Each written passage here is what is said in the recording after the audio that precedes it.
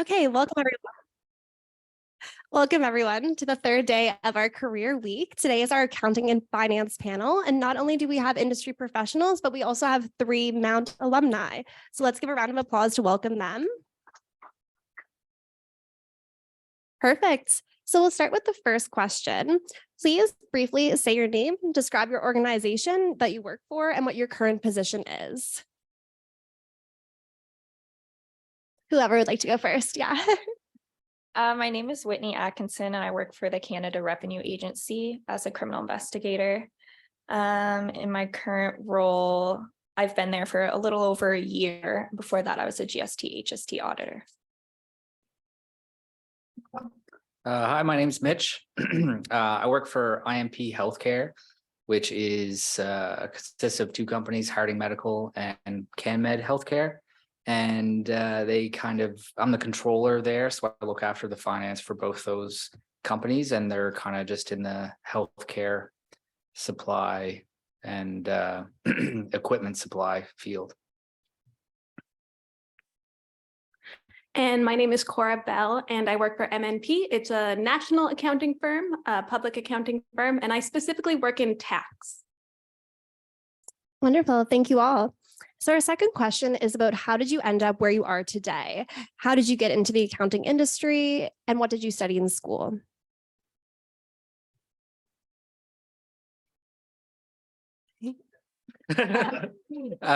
So how did I end up where I am today? So I started at NSCC and then came to MSVU and did my 2+2 program, and I graduated with a degree in business admin with a concentration in accounting.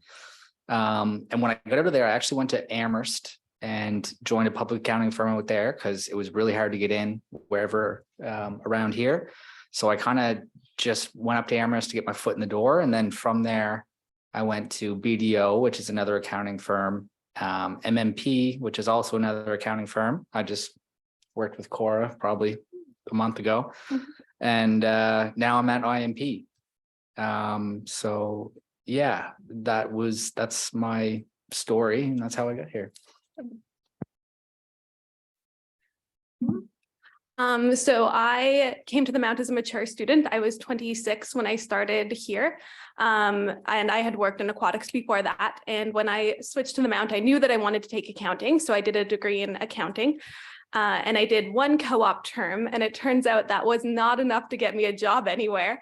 So when I graduated from the Mount, I worked in UPS for a while and applied to a bunch of different accounting firms. I finally got a contract position over tax season, which was just 5 months.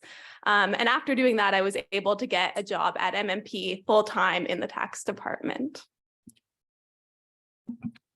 Similar to Mitch, I started at NSCC and I did the 2+2 program. I graduated from the Mount with a major in accounting and a minor in management. And at NSCC, you're required to do a 5-week work term. So for my work term, I went to the Department of National Defense and their finance department and just worked the front desk. That ended up turning into a summer position for 2 summers after that. And I think that kind of just got me into the door federal government wise, and that's pretty much where I stayed. So I went to D&D, I went to Environment and Climate Change Canada, and now I've been at the CRA for 5 years. That's kind of where I plan to stay. And yeah, I just got my student opportunities through, it's called the Federal Student Work Experience Program. They do a lot of hiring of current students where you can work part-time, and it's super flexible, gets your foot in the door for federal government positions. Thank you all so much. That's great. So we would like to know, what is your favorite part about your field of work? And also on the flip side, what is your least favorite or potentially the part you find the most challenging? So like I briefly mentioned, I worked in aquatics before this. So my favorite part is the teamwork aspect. Like I am used to working a lot of jobs where you work as a team constantly and you're like working as a team to accomplish a similar goal and you have each other's back. And in public accounting, it really is, it's a team environment. You're always helping each other out. You pretty much don't leave until the last person's ready to leave. Yeah, the teamwork is really my favorite part. My least favorite part is the networking. So networking is kind of one of those unspoken things that you have to do in public accounting. And it's not always fun for me. Like one of the networking things you have to do is go to hockey games and like invite clients. And I hate hockey. That's not a fun evening for me.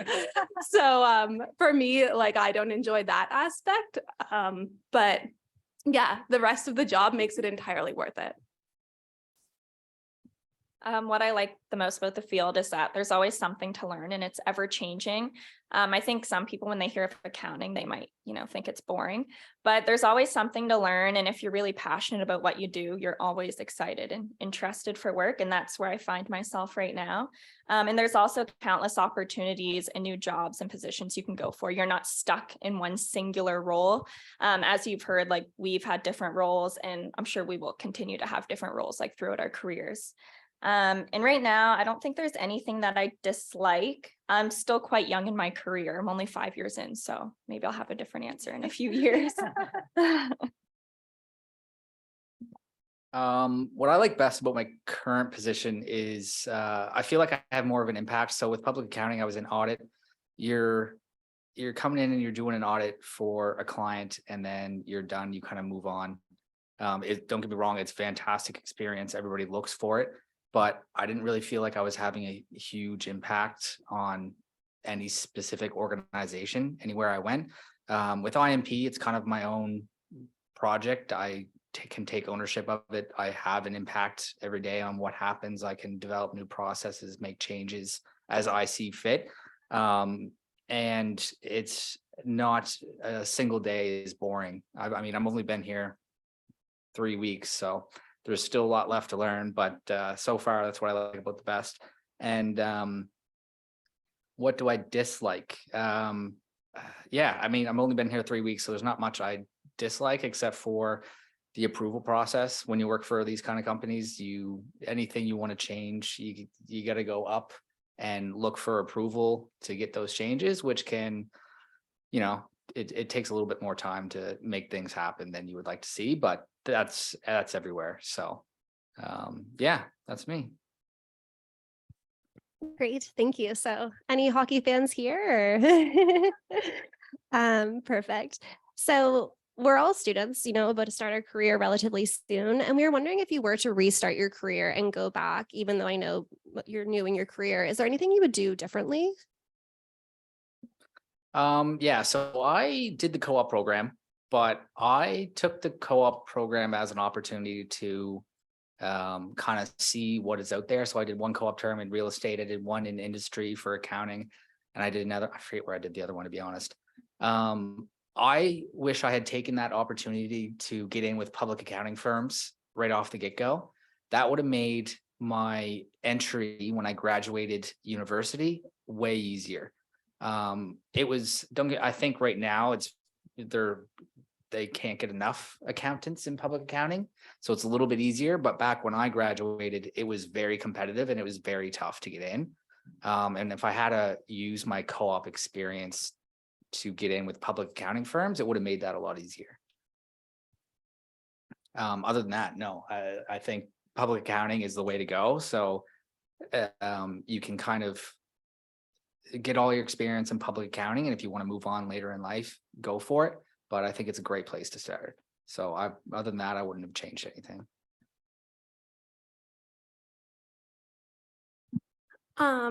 Kind of to Mitch's point. So I said I only did one co-op term and that wasn't enough to get me a job. If I could restart, I would do the whole co-op program. Even now, it is fairly like the competition has definitely gone down. We're hiring more and more in public practice.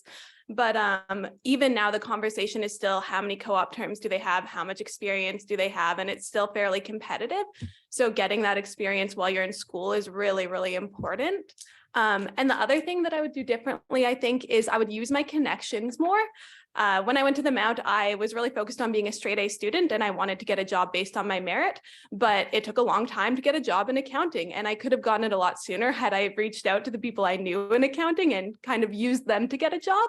And looking back, I think that was really short-sighted to not use those connections. So use your connections. Yeah, similar to the previous answer, I'd definitely use your connections. As an introvert myself, I had a really hard time. Like I didn't really reach out to anybody, and I also wanted to do it on my own. but it's good to have connections and they're there to use. And additionally, I would just say to find a good mentor, because mentors can be really helpful throughout your career. I've had a few different mentors through the CPA program when I was doing my co-op and now at the CRA, and they're just so helpful with like endless years of experience and advice. And that's really priceless. That's great. How many people here are involved in the co-op at the Mount? Anybody? Perfect. That's great. Good advice. Thank you.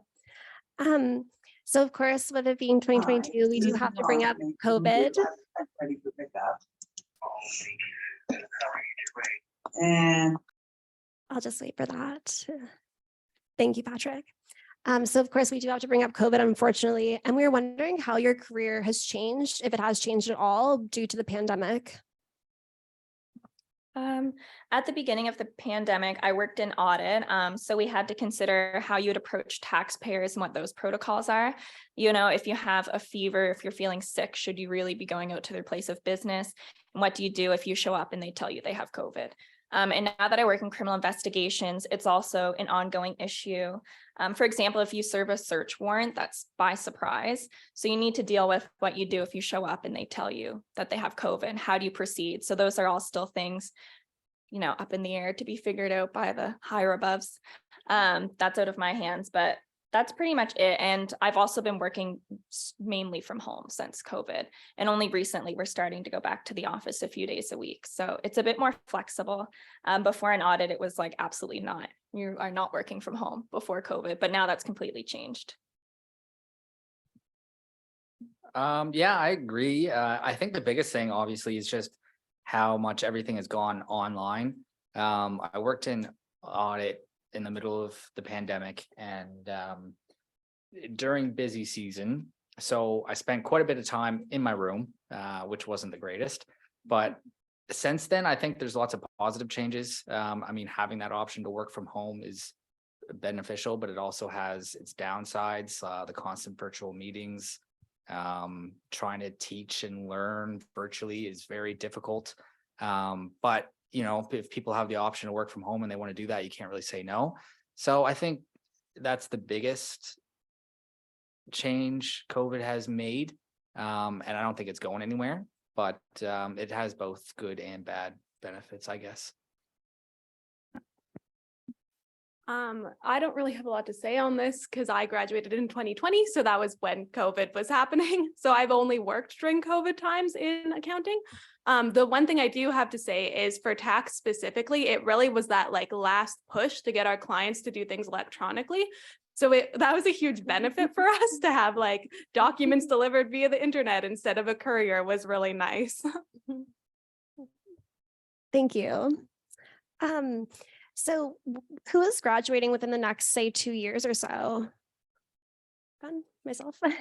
What particular skills or attributes would you think would make a candidate stand out within the accounting and finance industry if someone like us is applying for a job? I think, I mean, obviously attention to detail and analytical skills, everybody's like, that's very important, but that's not the most important thing for me. For me, it's interpersonal skills. You can, like when you go into public accounting or anywhere, you're going to be part of a team. That's a huge aspect of the job. I think you can teach someone how to be analytical. You can teach someone, you know, how to pay attention to detail. You can teach those kind of things. But the most important thing is the fact that they are teachable. If you go into that interview and, you know, you're not, it's you know, unfortunate to say, but if you don't have great interpersonal skills, you can't have a good conversation, those kind of things, then that's really going to hurt you. So I think interpersonal skills is most important to me.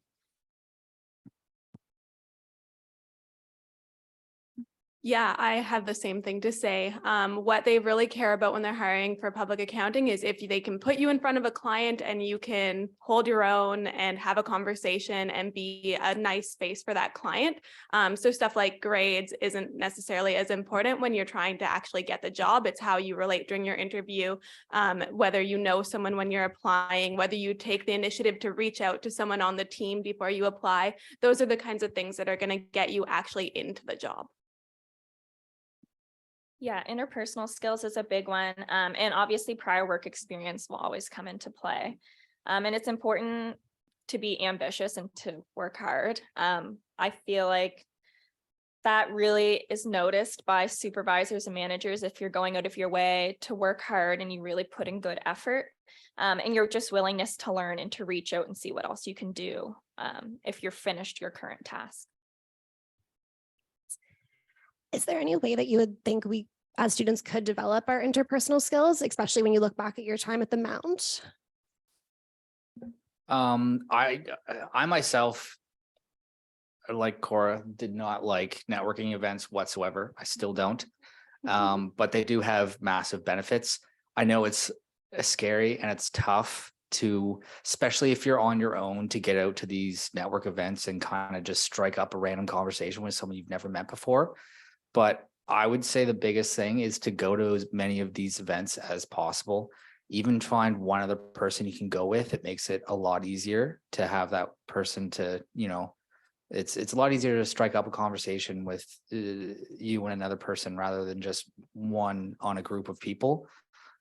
So my biggest thing is, just as scary and as much as you might not like it, go to as many of these events as possible.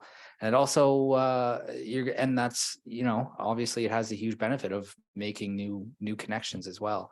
And that comes into play when you're trying to get a new position. So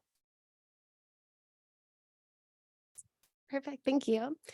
And if there is one piece of tangible, practical advice that you could give to our students upon entering the workforce, what would it be and why?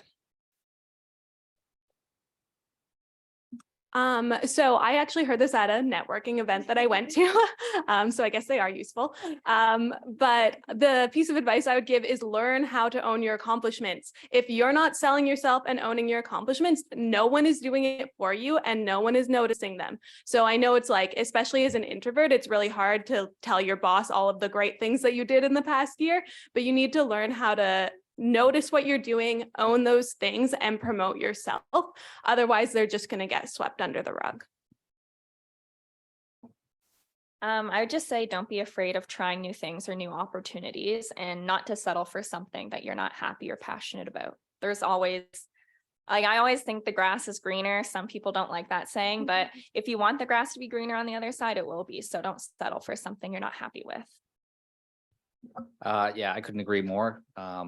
Because obviously I've jumped around like 3 different times in the span of 5 years. So, I mean, don't be afraid to try something new. Absolutely.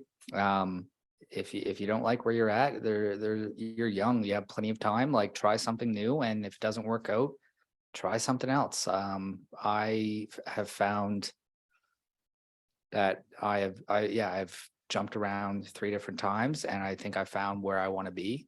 And that's huge for me. So don't be afraid to do that.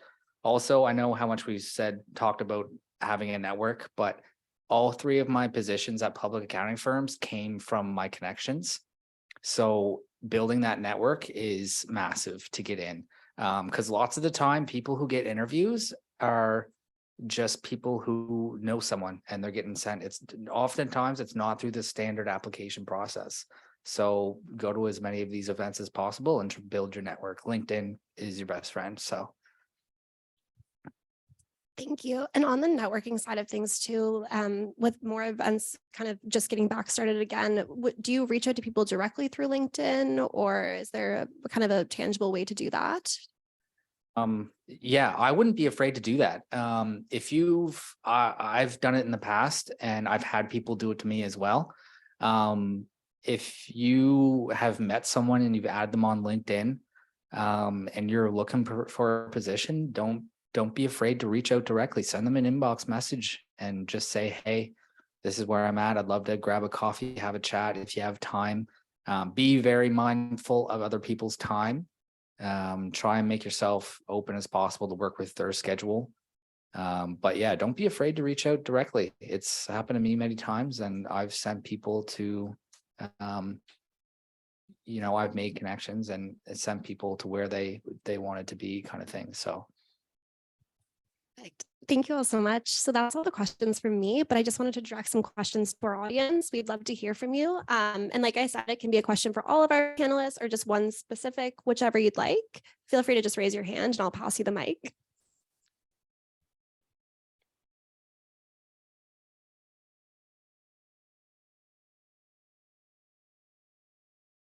Hi. So here's my question.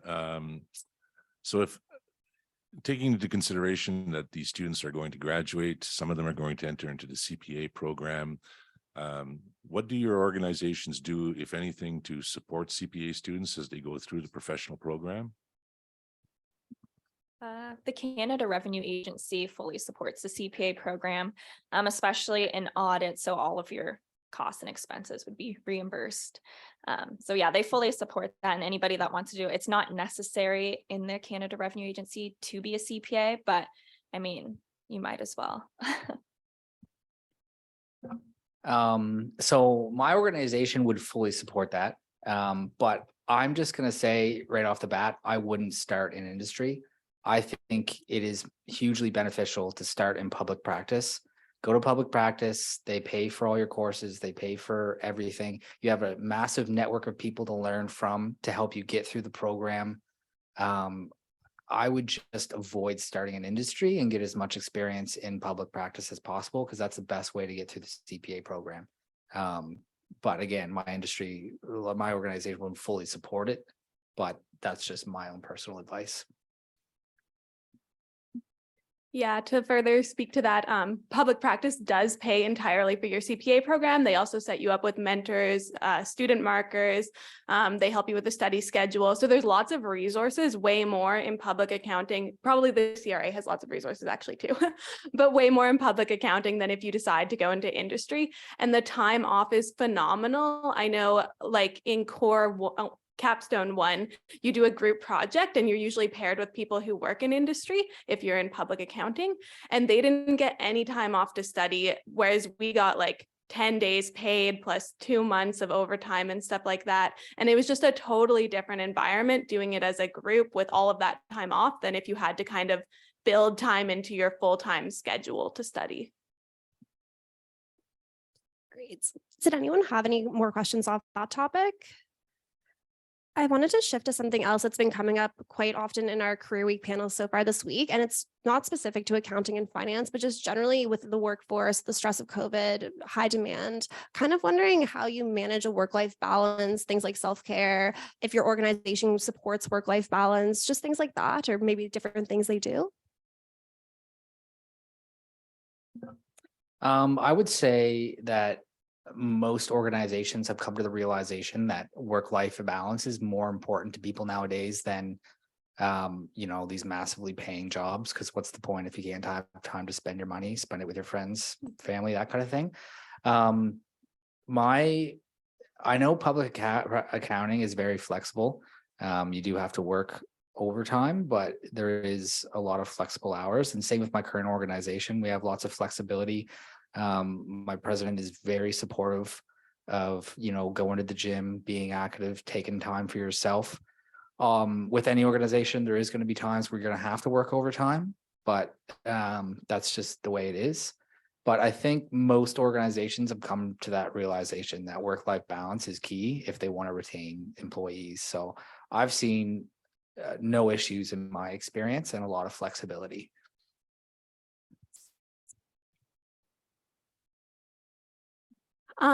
So I'm just going to be honest, public accounting is definitely a different world. Work-life balance is talked about a lot more in public accounting than I think it used to be. But it is the kind of people who are attracted to that lifestyle are the work hard, play hard kind of people. When it's busy season, it's work hard and kind of your private life gets pushed to the side. And if you're the kind of person that's okay with that, it's great. Because when it's not busy season, it's definitely playtime. Like I'm here having fun at the Mount instead of working, and like working from home lots and leaving work early. So it is, when it's not busy season, it's a lot of fun, but it's definitely that polarized kind of environment.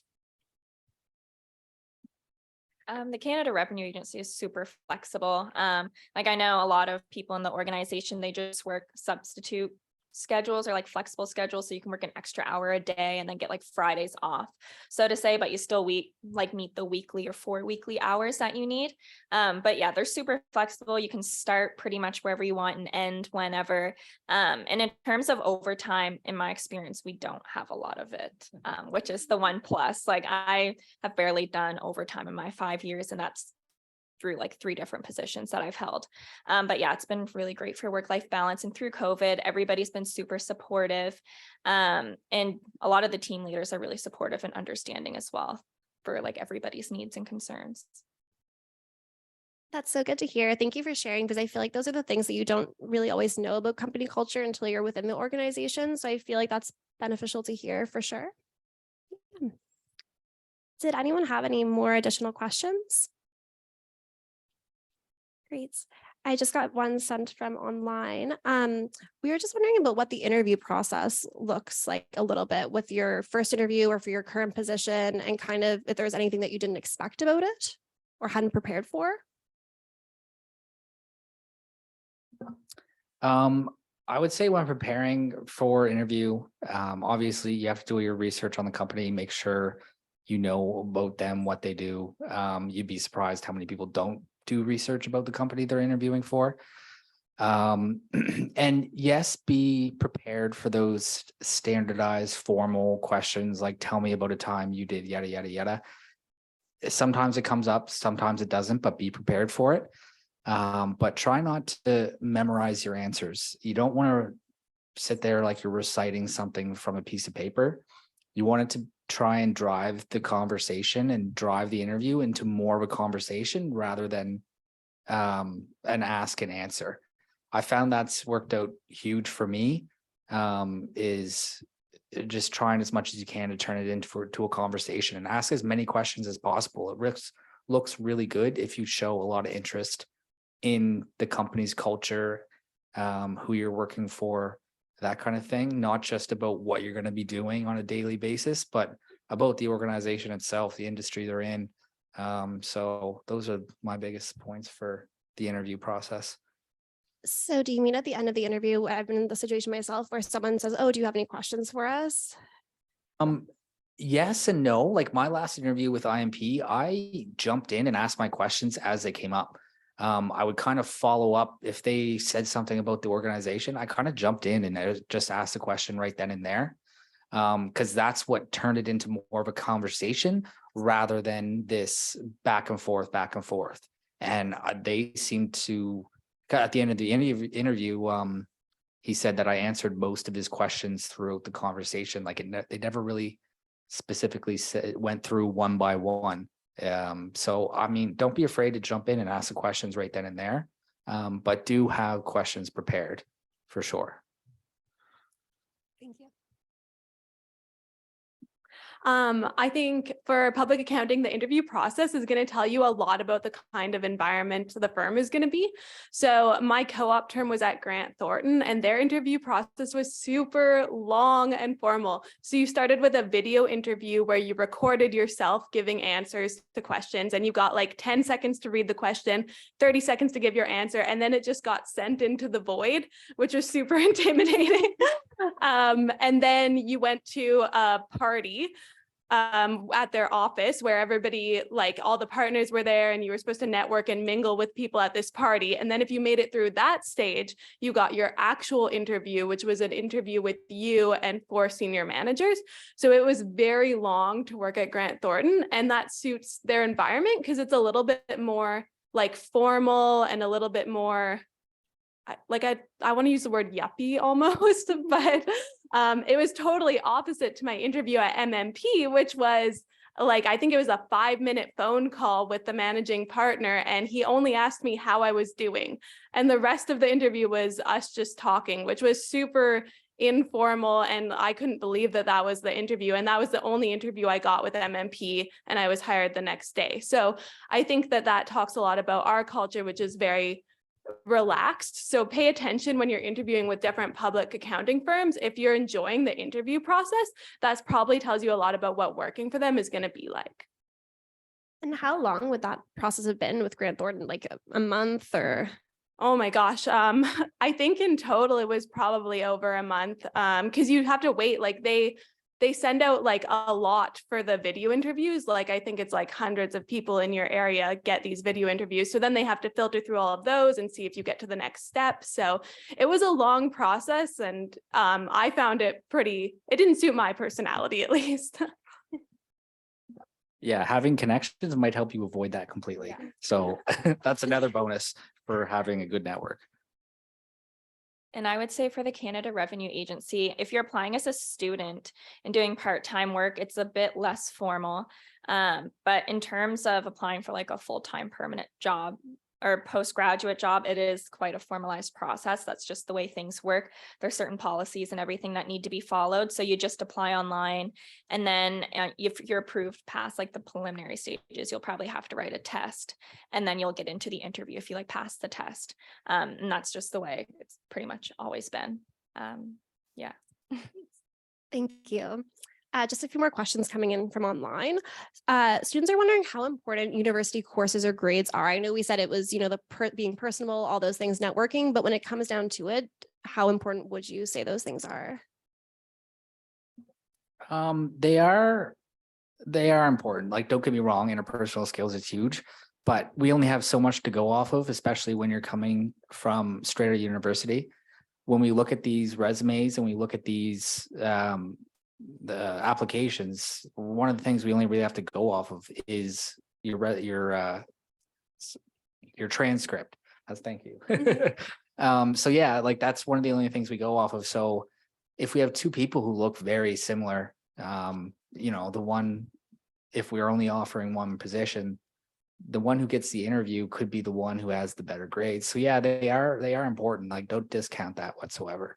But that's what gets you to the interview, I guess, is what I'm trying to say. Great, thank you. Earlier this week at one of our other panels, we talked a lot about, it was community leadership, and we talked a lot about like volunteering and how that's a good way to get in with an organization like Ronald McDonald House, perhaps. But with accounting and finance, is there any way like volunteer experience could help you get an interview or land a job? I would say for the Canada Revenue Agency, volunteer experience is good. Like you can volunteer to help complete income tax slips and stuff like that. So we do look at those sort of things, but it's not like the end all be all. Like if you don't have volunteer experience, that's not going to cut you out from getting a job. Or it won't, like if somebody has volunteer experience and you don't, like I don't really think that would be a determining factor of whether you are hired or not. And that's just how it is with my organization. I think any volunteer experience is a great thing. And it does help. I remember when I applied for MMP years and years ago, and then I went to BDO, and one of the questions they asked me is if I have any volunteer experience, if I volunteer anywhere, that kind of thing. So it is something that they look for. But again, I don't think it's like the be all end all, but it's definitely a bonus to have it for sure. I agree. I don't think it's the be all end all, but I do think it's as valuable as you're willing to sell it to be. So if you're willing to promote yourself and talk about your volunteer experience, you can make that look really, really, really good. But it's only valuable if you're willing to talk about it and sell it. Yeah, to add that, I sit on the board of Nova Scotia Golf Association. So I'm the finance chair there. And during my last interview, they kind of asked me about that, and it struck up a huge conversation with my president, who I'm currently working for, because he liked to golf as well. And that just created this another topic we can kind of bond over. So you never know where it could help you. So yeah, it's always a bonus to have, I think. Great, thank you. Another question from online. Do you think it matters the route you take for CPA, whether it be firm or industry? I know we already touched on that a little bit, but did anyone want to expand? I've never worked for a firm, and that was just my personal preference. It wasn't my cup of tea. And I realized that after attending a few like mixers or whatever when I was still a student. And I always just preferred federal government. That's just my style. I have 2 military parents, so I knew a lot about the federal government growing up and the benefits and the different job opportunities that are available. For me, doing the CPA, no, because I knew I never wanted to go to a firm. But if you're going to start the CPA program and you don't know what you want to do, then maybe you should start out as a firm, because then you'll have more options. But for me now, I would never go to a firm, just because like at the CRA, you have completely different experience and they have completely different experience, and it's totally different. So yeah, I would never do that now. But I think if you're going through the CPA program and you don't know what you want to do, then you should go to a firm, just because it gives you so much great experience. And just of terms and going through the program, like you get a lot more help if you're in a firm, because you have a lot more mentors and workshops and everything. My husband, when he did his CPA program, he worked for Grant Thornton, and he used to tell me all the stuff that they did for them. And I was like, that's so nice, because really you are a bit more independent doing the CPA program in federal government. But a lot of us were doing it, so we just worked together like off to the side. And the good thing about that too is, like, if you don't work overtime, you have all your free evenings to do CPA work.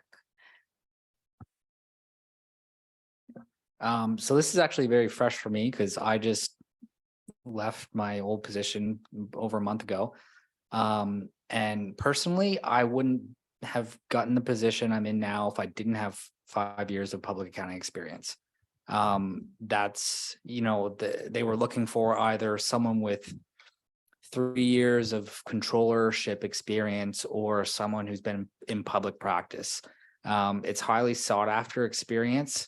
I mean, if you know you want to be in industry and that's it, then by all means go to industry. But like Whitney said, going to public accounting opens a lot more doors and gives you a lot more options. And then, yeah, like going through the CPA program with a public firm is just the resources available to you are huge. So.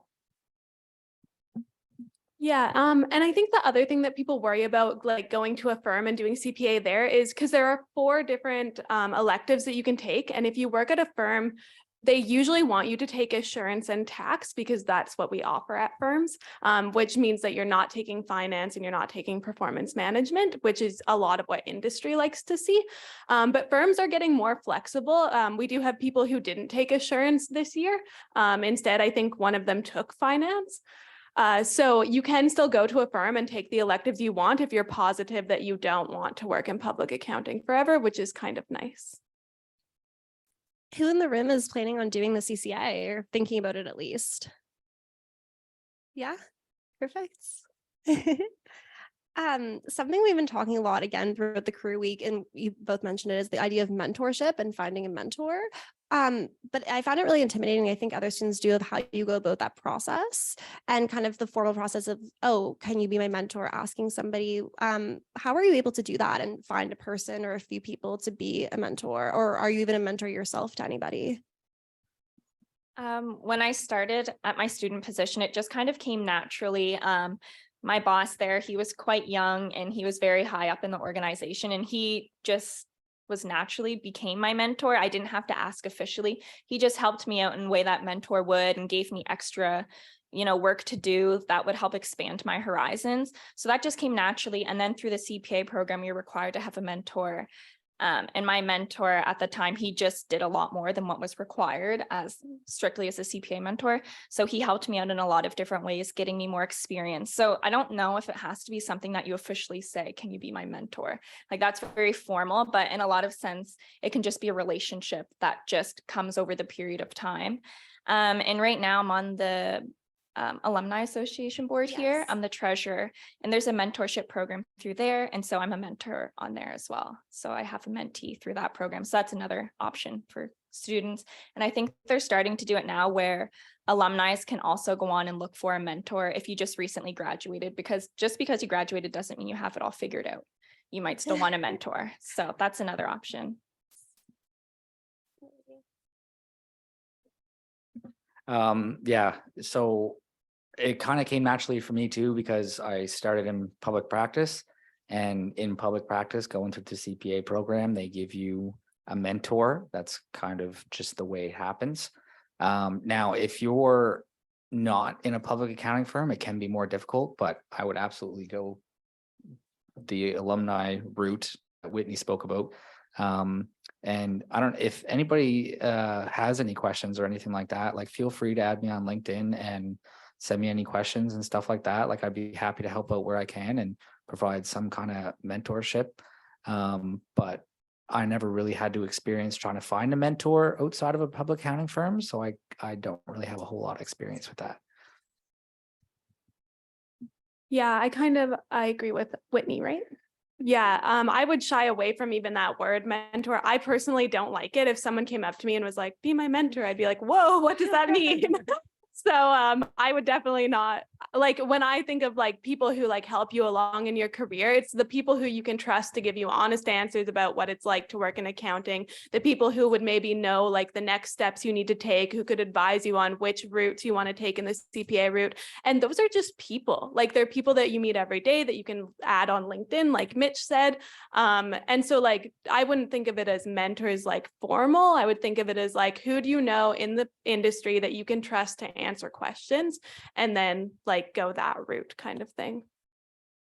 Great, thank you. And Whitney, I'll just put you on the spot for a second because we were talking about the Mount Alumni Association. So we have access, everyone is a student here, to the Alumni Association. And if people are looking to get involved with that mentor program, how are they able to find information? It's on the Mount's website, and you just create your own login through there, and you'll get matched up with a mentor that's either in the same field as you or similar interests. And it's a year-long process, and then you can continue on your mentor relationship past the 1 year point. But yeah, it's all just on the Mount website. Perfect, great, thank you. And just any more questions from the audience to finish up, Normand? All good? Perfect. Well, thank you so much. And the last question we just have here online is that we would just like to know if you had any further suggestions or any closing thoughts to share with our students in person and virtually.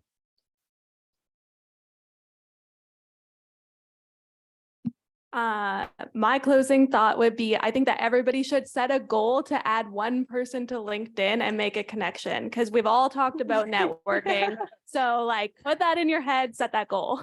And we have 3 right here, so it's an easy one. I think my closing thoughts would just be try to get out of your bubble. And even if it's uncomfortable, just try to go to these events and try to speak to people you normally wouldn't talk to and make connections, because connections are really big.